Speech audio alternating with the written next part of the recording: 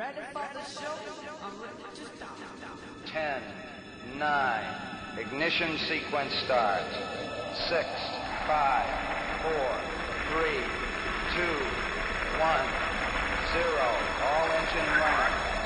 Liftoff. We have a liftoff. 32 minutes past the hour. Liftoff on Apollo 11. Tower clear.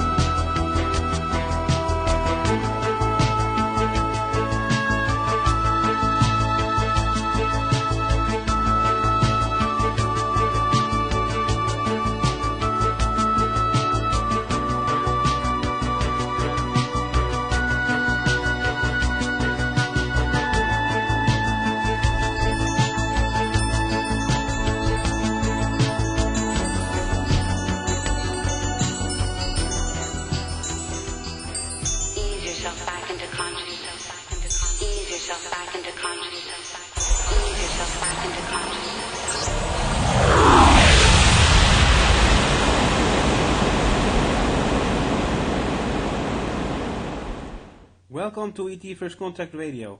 My name is Maarten Horst and I'm your host, as every week. And my guest today is very special. His name is Amardeep Kaleka, the director of the Sirius movie. And Amardeep, known as many as Arm, was born in India. At a young age, his family fled to America because of religious persecution. The movie was a shock that he will never forget. His work as an artist has always revolved around international humanism.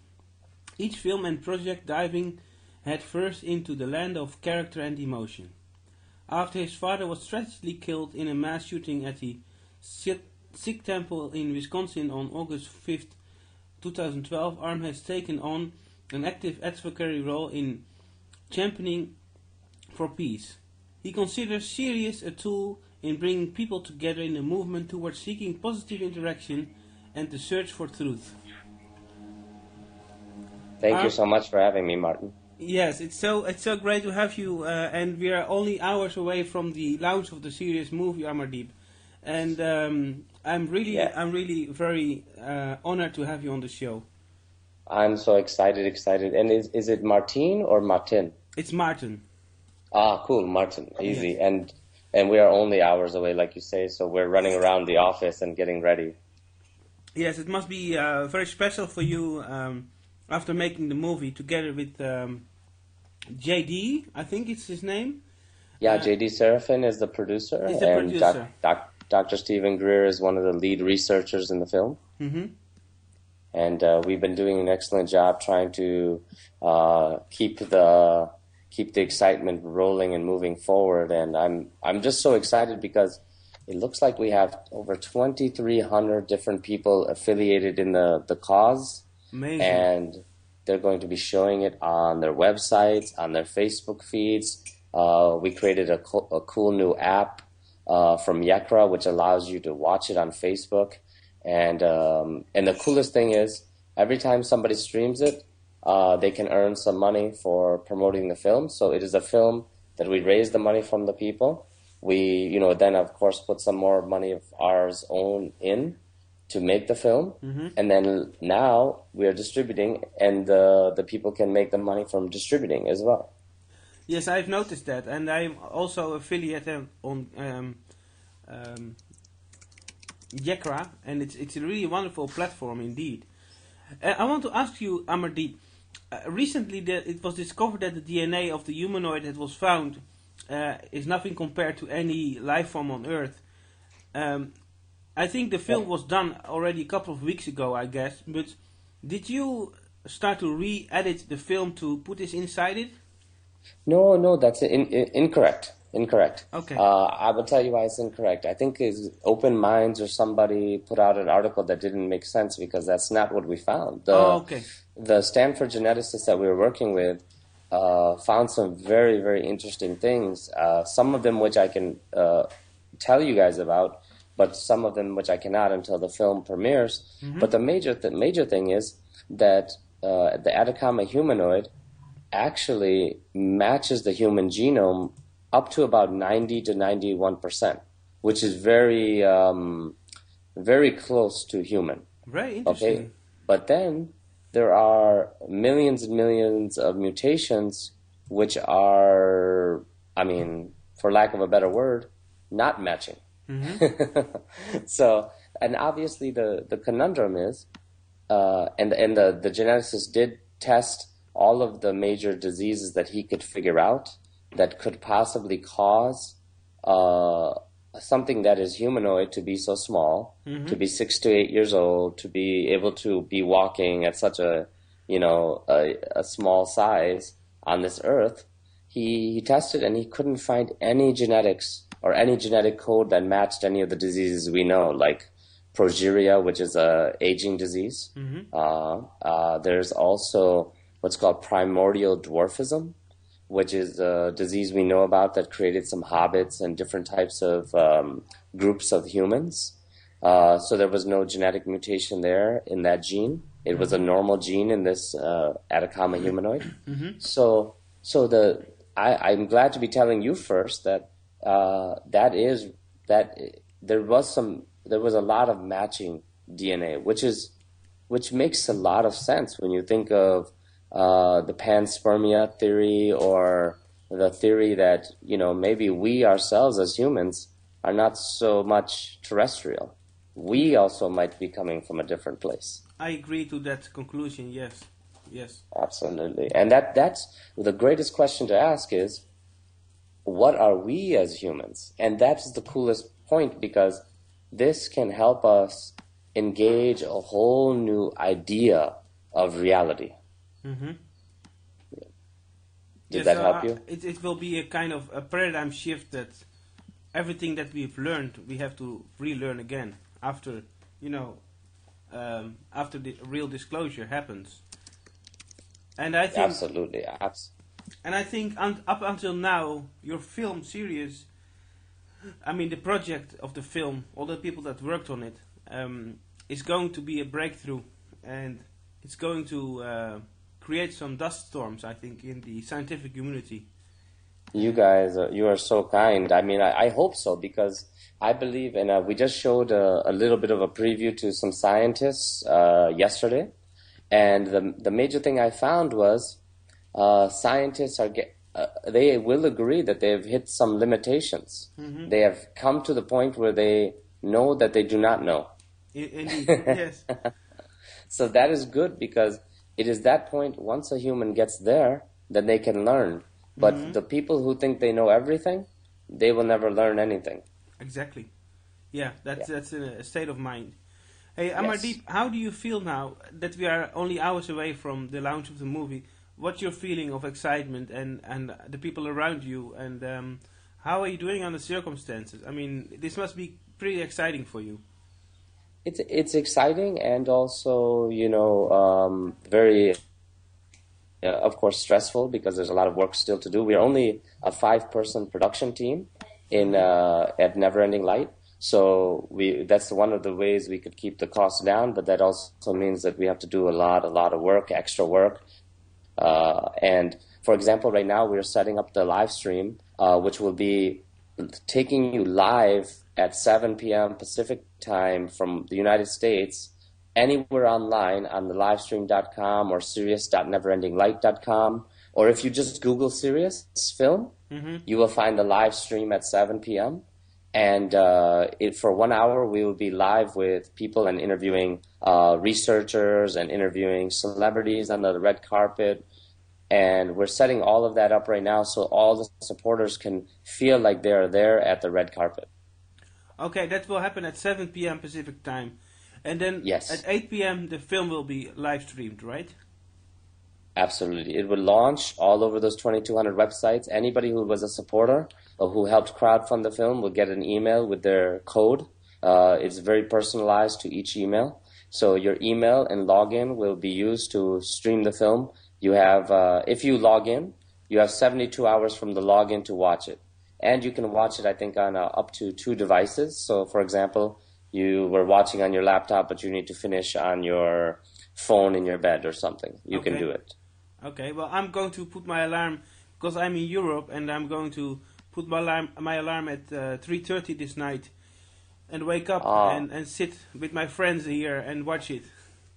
Awesome! You guys are doing a party. Yeah, we're making a party, a serious disclosure party. Yeah. I love it. I love it. And Arm, I'm so happy that I have you on the show. There was a lady that emailed me, and she said you should get Arm on the show. And it was a short notice, and last week I started emailing with the contact team, E.T. Let's Talk. And the people have done a wonderful job there as well. And, they are awesome. Costa at E.T. Let's Talk, he's featured twice in the film.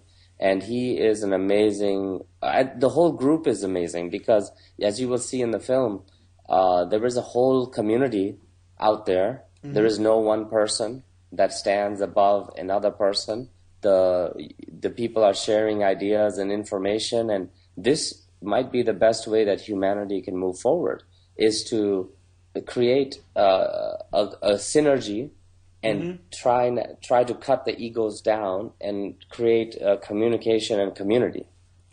Yes, that we work on the same level. Yeah.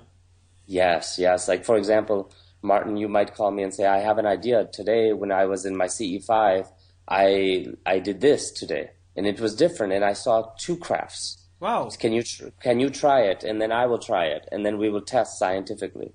Does it help, Yes, it does, I think. Well, yeah, I have interviewed many people from the CE5 initiative. Jeffrey Becker sent me his book Paths to Contact, and he is very good contact of Dr. Stephen Greer. And many people in the book wrote a chapter, and we're going to interview all of them that participated in the CE5 initiative. So we'll still have some very interesting shows coming up. Absolutely. I think this is going to be an exciting year. And the citizens hearing will be starting in America. I think it's a little bit different in Europe and in Australia and in different parts of the world. There's not so much secrecy. But here in America, because I think at some point some wrong things were done. And so over here, people have been covering up a lot of information. Yes, indeed. I have to tell the listeners, Amardeep, if I may, that on Thursday at 1 p.m. Pacific time, I will have Dr. Stephen Bassett, the Awesome. the founder of the Awesome. Paradigm. Yes, he will be live just before the citizens' hearing on disclosure.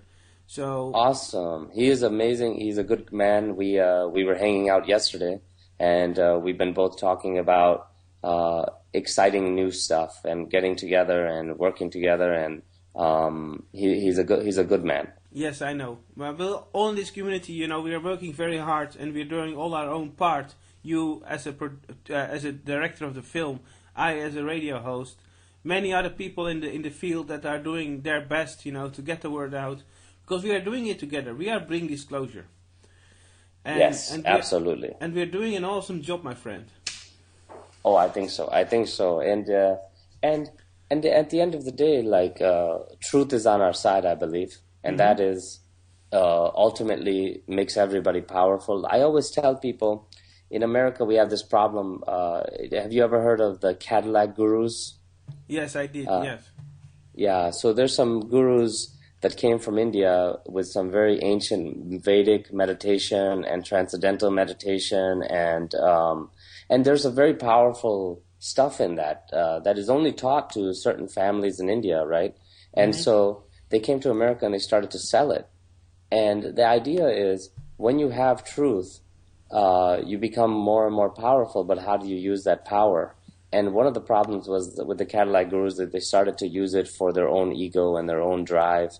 And I think we as a community, even when you have achieved contact, even if you have achieved some understanding of the universe, we must always be humble. And we must always be humble. Maybe the best way to be humble is by volunteering, to service each other and to help each other, because otherwise our egos can grow too large and in fact do damage. I agree to that. Well, there are many spiritual traditions that see to that, and being equal and being profound in your own truth and as a spiritual truth, like universal knowledge, that brings us together. Yes, absolutely. It brings us ultimately, the coolest thing is, I always tell people, the simplest way if anybody doubts you is say, look, let us do a cost-benefit analysis. If you don't believe I'm telling the truth, okay, that's fine. What if I'm mistaken? If I'm mistaken, is it really bad to look for another civilization in the universe? I don't think so. If I'm mistaken, it still makes me as a human more objective. I have a better humanity. I am nicer. I am more connected, right? If I am mistaken, it's still okay because I was looking for new technology. If I'm mistaken, it's okay because I was asking my government to not lie to me. Exactly. So who cares if I'm mistaken? Yeah, but from our mistakes we learn and we grow as human beings. Absolutely. And the craziest thing is, I don't see why people get so mad when people go and study this information. It's our right to study this information. It is. I think maybe they get mad when we start talking about the conspiracies. And the conspiracies can be very, very dark. So yes, I decided a while ago not to go into conspiracies anymore. The 9/11 cover-up and that kind of stuff. It brings a lot of negativity. And I know, of course, people know that there are questions about 9/11 and other things in the Majestic 12 and the Bilderberg group, but I don't dig into it anymore. I try to focus on positive news and have people like you, Amardeep, on the show who are contributing to a better society by making movies, by telling their stories with their contact with E.T., or their channelings. I'm open for scientific people with a scientific background, with an artistic background, but also with a spiritual background. So thank you. My radio show is to ventilate all this information, so that the listeners can get richer in the knowledge and also to inform them. Absolutely, and I think this is the best route of action because, of course, if somebody does something wrong to you, you have to talk about it or you have to find out the truth about it. But I think with the internet, anytime something bad happens, there are some people who make it worse by creating lies around it. And sometimes, for example, they're creating lies for their own agenda. And this is a problem. So the conspiracy, the people who follow the conspiracy, I don't know if they truly go through all the research. For example, my father was killed on August 5th, 2012. Yes. This was this year in the summer after I started the Sirius project. So of course, everybody in my family and everybody in my production company begin to think, okay, something must be wrong with this film. We are covering conspiracies or something like this. But when we look for the truth, which I'm a documentarian, so it's my job to look for the best truth, I find that the problem was not a conspiracy or government conspiracy. It was nowhere close. This guy was committing crimes for many, many years, hate crimes. He was a neo-Nazi, and my dad wore a turban and a beard, and he believed in his heart, in his deepest heart, that people from other countries do not belong in his world. And he didn't care. For him, it was about hate. It was about, he wants to annihilate the rest of the people. Now, this is complex because, of course, we have violence in Colorado, in Newtown, in Boston just happened. So people start to make a connection. Oh, there's a lot of violence going on. Maybe they want to take our guns. Maybe they want to do this. Maybe they want to do this. I don't believe so, because if anything, this person was doing this before Sirius even began. Yes. On top of it, if anybody would like me to stop making the film, all they have to do is say, I threaten your family. I will stop making the film.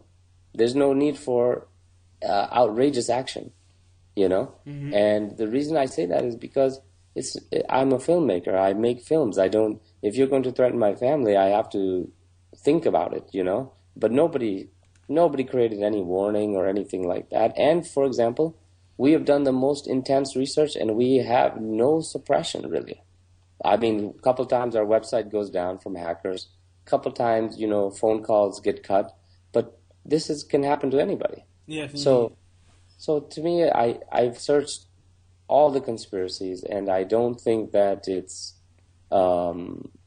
easy to prove, Yes, and it's not really productive to go into conspiracies.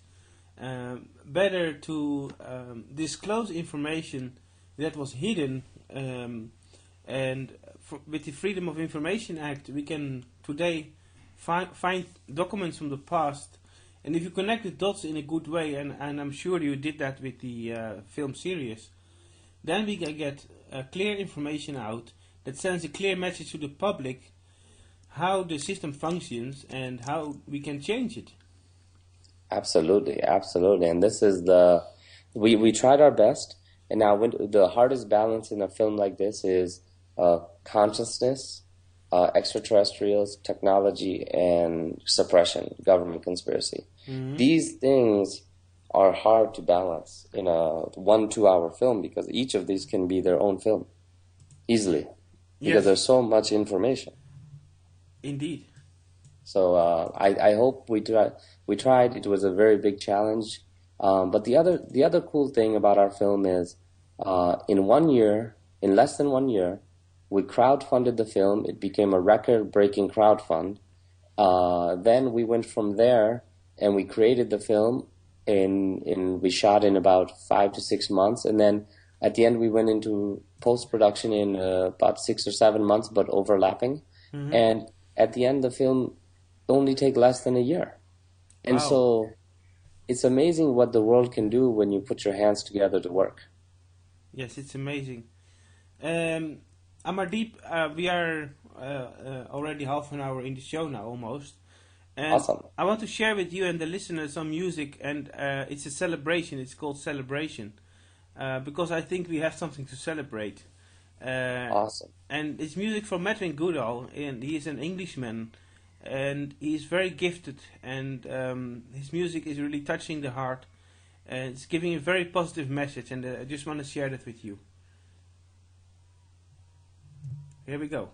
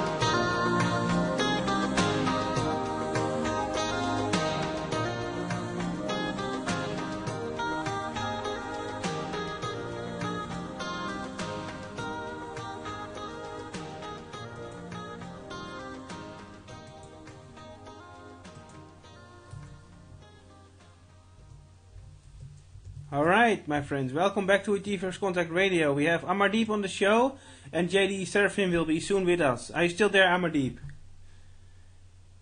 Yes, Martin, I'm still there, and I apologize, but JD is in a car driving, so he cannot jump on because you're international. So I will stay with you as long as I can. Well, you know, I can call him on his cell phone if he wants. Does he have a car kit? Yeah, he has a car kit. So I will give you the message. I will send you his phone number. Yes, and send we it can in connect Skype. to him on the next music break. Yes, sure. Awesome. And any other questions you have? Well, can I talk about the distribution, or are you okay? Yeah. I would like to talk about the distribution. How many people are subscribed, and what do you think that's going to create the effect? What kind of things we can expect after the movie has been launched?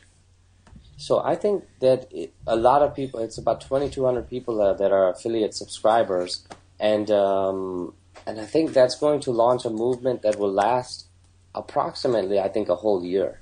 Like, for example, based on what Thrive has done and Zeitgeist, documentaries have very long life. Yes, indeed. Because they have you want to show them at the university, or you want to show them.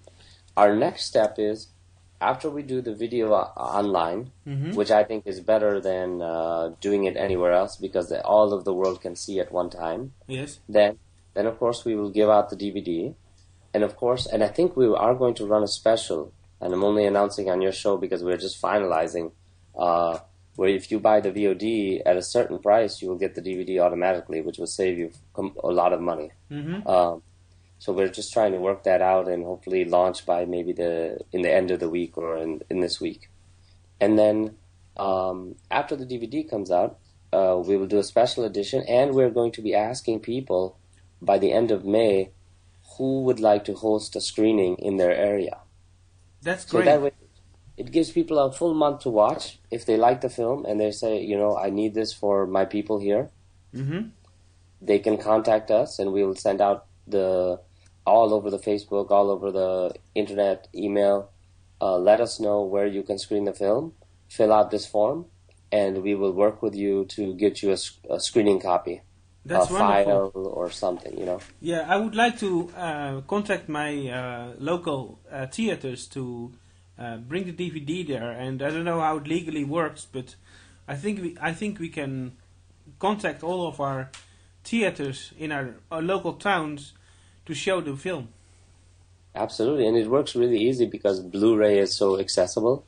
Yes. And we have the DVD, the Blu-ray. We'll even have a 3D version, hopefully, if we close this other deal. Wow. It's awesome to see, time lapses in 3D and moving through the stars in 3D, Yeah, that's beautiful. And can I ask you a question about the technology from producing the movie?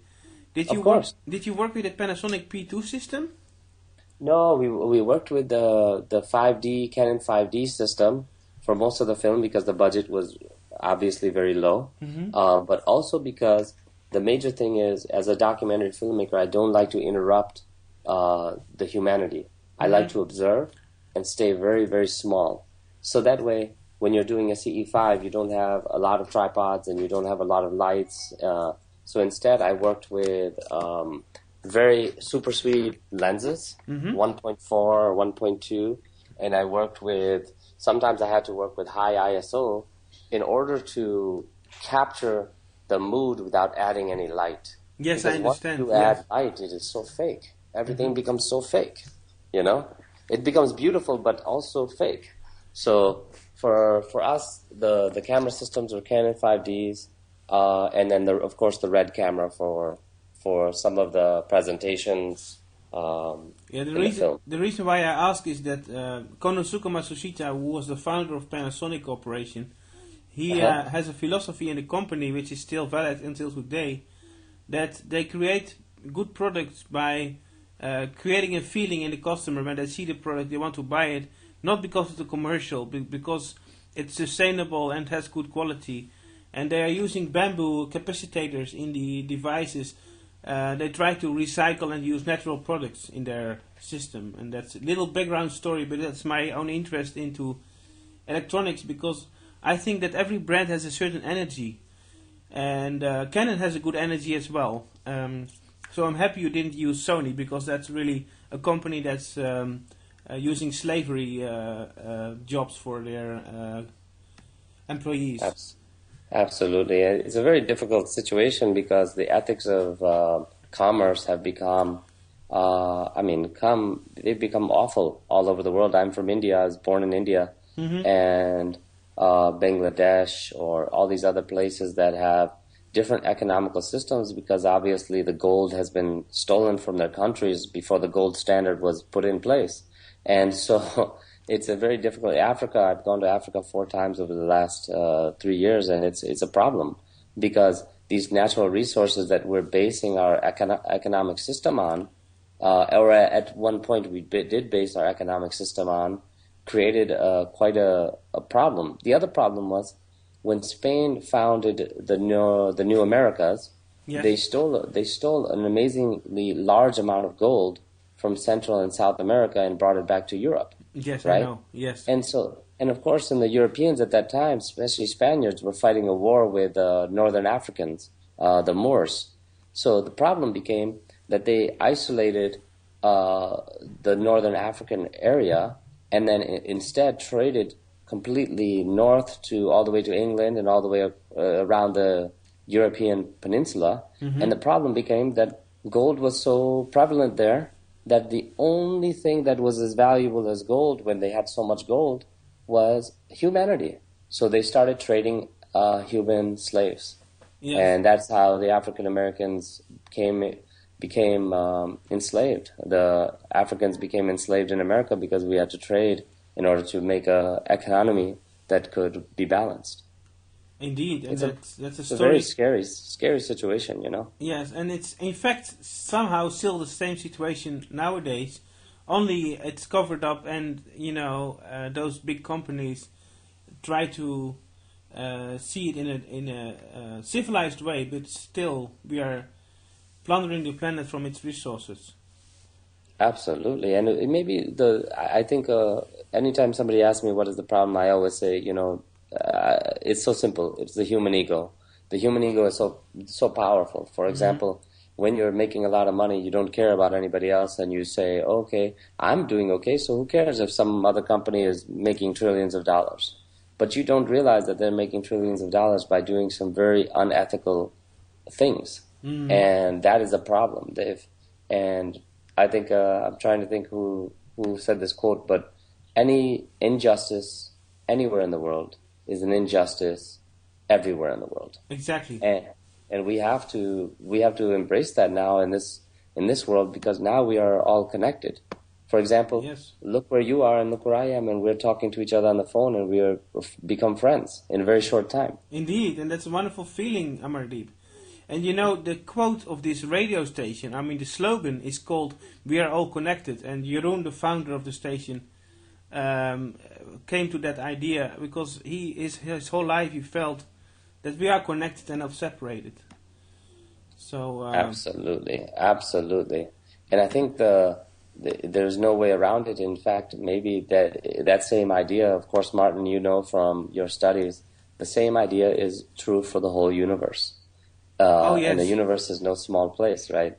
And so if we start to expand our mind and understand that time and space is the glue that holds us all together, then it's amazing to think that somewhere in another part of the universe, the same living beings or beings that are like us are also thinking the same idea. Exactly.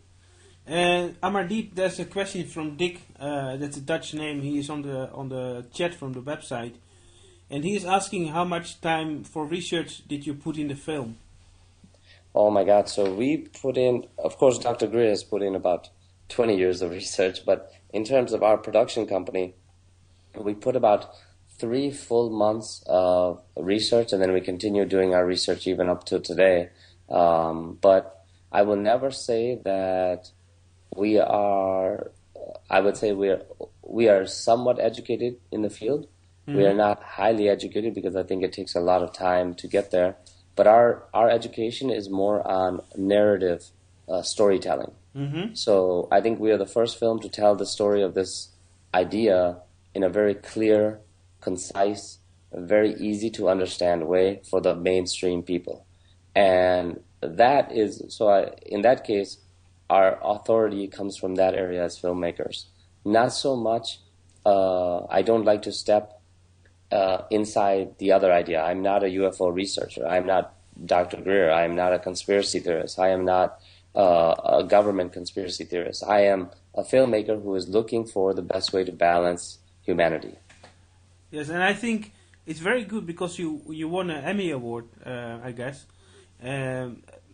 Because the way that I have looked at, I forgot the name of the film that you made. I looked into it a bit, and I saw that the way that you bring this information it's really balanced, and that's the word that you are using yourself.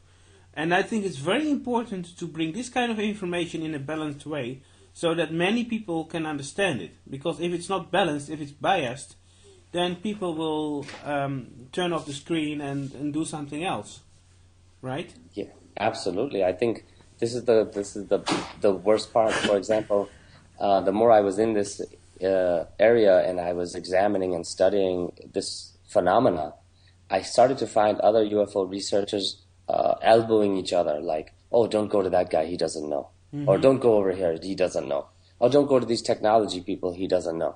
And I don't understand that. Of course, they must know something, otherwise they will not be where they are.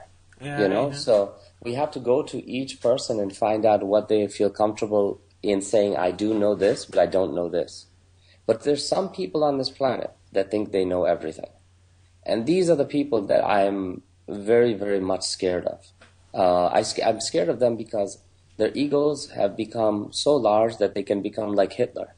Yes. They are also very persuasive, meaning when they're in front of you, they can change you, because they are so concrete, and they bully you a lot. So, like they push and they want to push their ideas. They raise their voice. They push their chest out. They say, "Oh, big things like, I'm a big man. I did this. I did this. I did this." And they're not giving you any good reason. They are saying something else. They are saying like almost like a imagination in their own head. These are the people in this industry I did find a lot of. I found a lot of people like this in this UFO world because they think of themselves as gurus. Mm-hmm. And I simply say to them that just like I told you before, Martin, the gurus are, they have earned their rights, of course, but the best gurus would know that there's a balance. And that balance is necessary in order to teach people and never get to... It's almost like a professor. Mm-hmm. The worst professor is the guy who lectures to you 2 hours and you don't understand a word he said because he went everywhere. And also, his ego is so large that he doesn't know that he's not communicating to you. Yeah, exactly. So, and if things are balanced and in harmony, and if there's a peaceful message to the film, which I guess will be in as well in Sirius, because you are a director and because you own these qualities and have these experiences, that makes you a rich person and makes the movie also understandable because it's coming into the heart of people. If it's coming only into the brain, like you say, a university professor that's lecturing and not really connected emotionally to what he's making, because if there's an emotional connection to the people, then I think, and that's the case, I'm very sure about it, then Sirius will be a big success. Oh, thank you, Martin. I hope so. And I think it will do some good for the world, and we will see what we do with that good. If some people will attack it, and like I said, all you have to do is, if you're a supporter, say what harm is it for you to attack?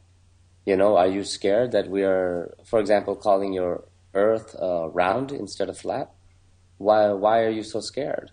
Mm-hmm. Like, it doesn't do any problem. If you believe it's flat, continue to believe it's flat.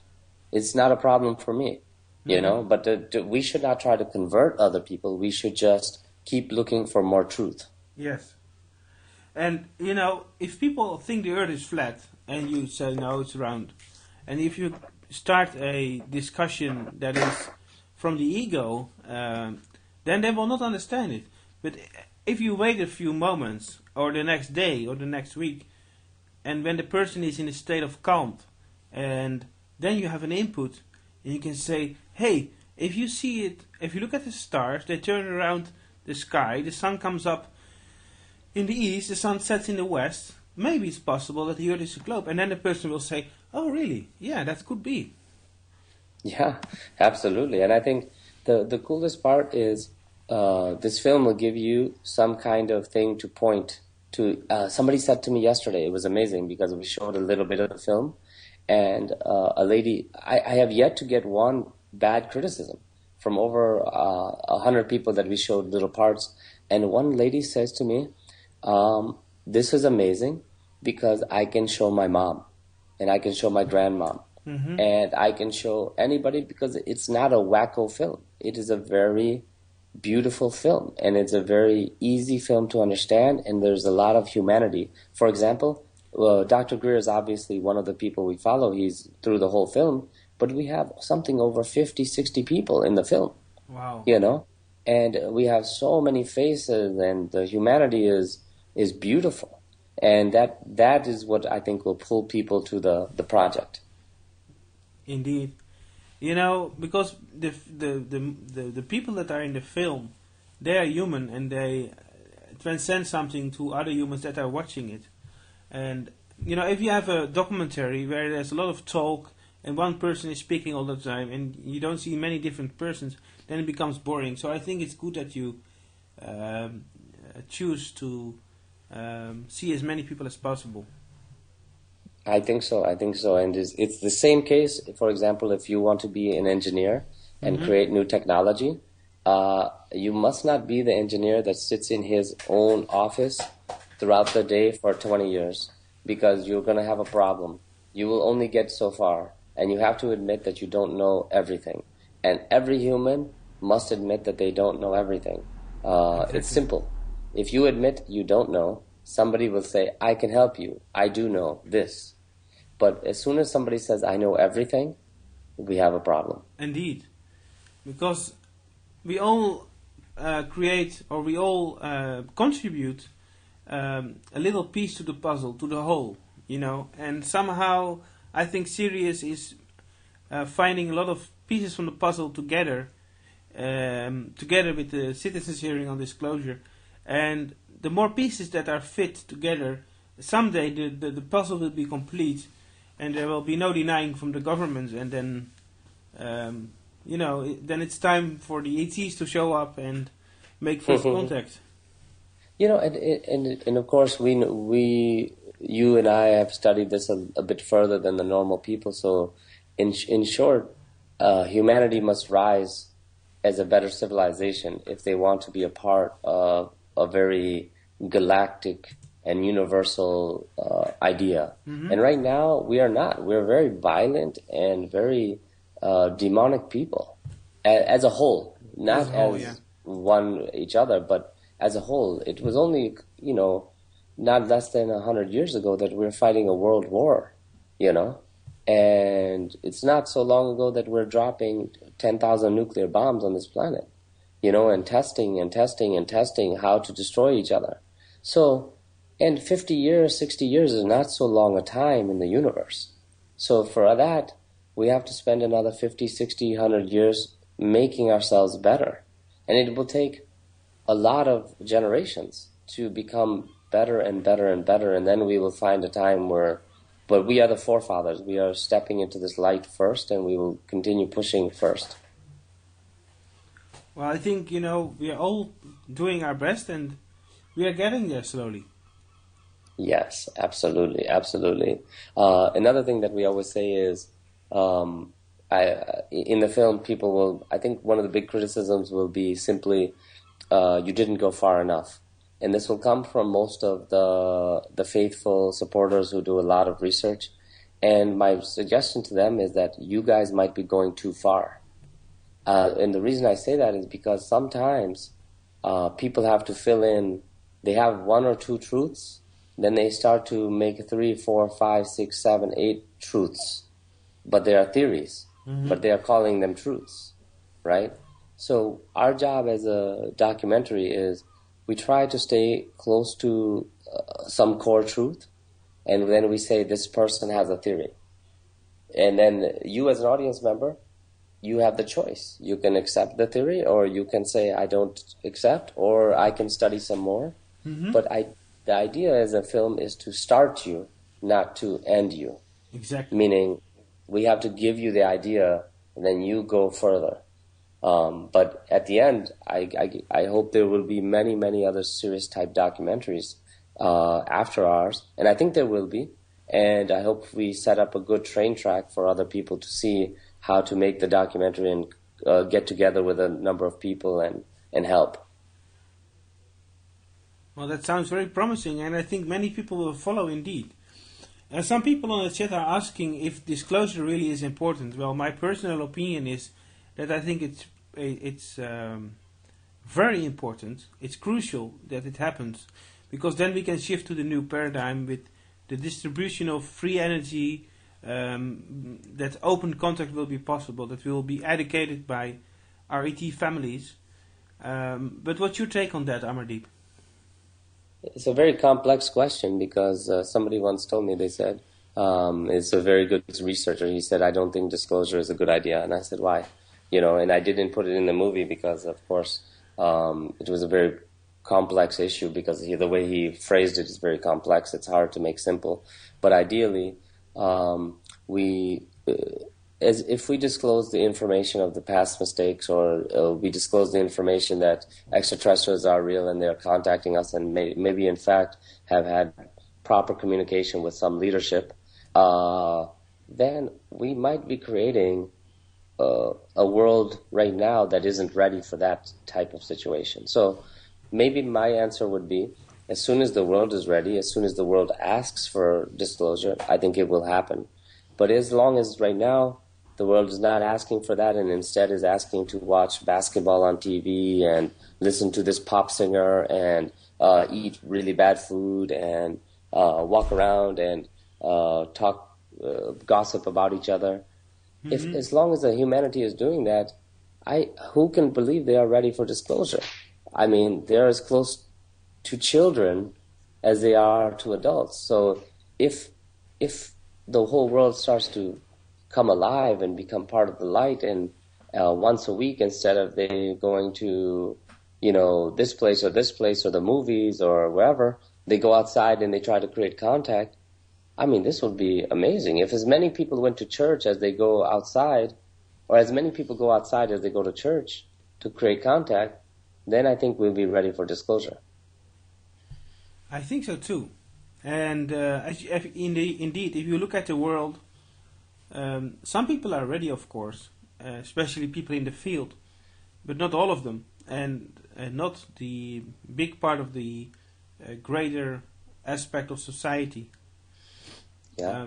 But who knows? When I've heard in different sources that when the Galactics will take over the television channels and the radio channels worldwide, and they will start to speak to us with love, then maybe that can change us. But that's that's only a possibility, and I don't know if that can happen. But it happened in the 70s in England. There was a guy, Villian, who broke into the radio station from the BBC and started talking to the people in England. Yeah, I remember this a little bit. I can only say. I think the crazy part is, let's imagine that we are farmers and we are creating crop of certain corn, right? Mm-hmm. It is most ideal for us to let the corn grow naturally, correct? Yes. So in this situation, we have to remember that if there is a extraterrestrial race that is a part of our guardianship or part of our grooming, let's say, or farming, then I don't think that they will interfere, because it would make sense that the natural order must happen. Mm-hmm. And maybe this natural order has some chaos. It has also some negative and positive energy, and this war will continue on. But I think all of the universe, the same truth is there. Mm-hmm. The light and the goodness will always be 51 to 49%. Yes. So the light and the goodness will win, but of course it will take a long, long, long time for it to always come. So it is there, and we are much better as a civilization over the past maybe 7,000-8,000 years. Maybe in some ways we're not, but it's okay because in some ways we are. Mm-hmm. Hey, Amardeep, a lady on the chat, her name is Dioline, and she's a very nice listener. She's always coming back to the programs on this station, and she's asking, what can we expect from Obama? Do we have any idea? Well, that's a good question. I met with Michelle Obama not too long ago, only a couple of months ago, right? I met with Michelle Obama also after August 5th, and we've been discussing a lot about violence in America, of course. Mm-hmm. Right? Because you have to remember the president in America is a very powerless person. Mm-hmm. He is not even as powerful as a prime minister. He seems to be powerful, but all he can do is advise law, meaning he can give advice and say, I propose this thing that you guys do this. And the best example is Lincoln. If you ever watch the movie by Spielberg, you can see that the Senate still has to take a vote on every law. Mm-hmm. And those senators sometimes have more power than the president because they can stay in office for their whole lifetime if they like.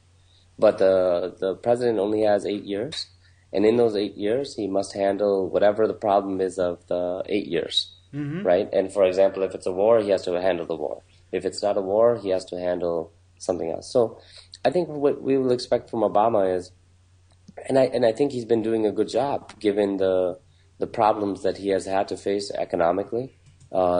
Pretty much what happened in America was the people who were leaving office, the Bush regime, literally took a bunch of money, gave it to their friends and their dear ones, and they proposed that, this is because we want to help end the economic problems, but that all they did was send us into more deficit and into more problems economically. And you have to understand, the conservative part of our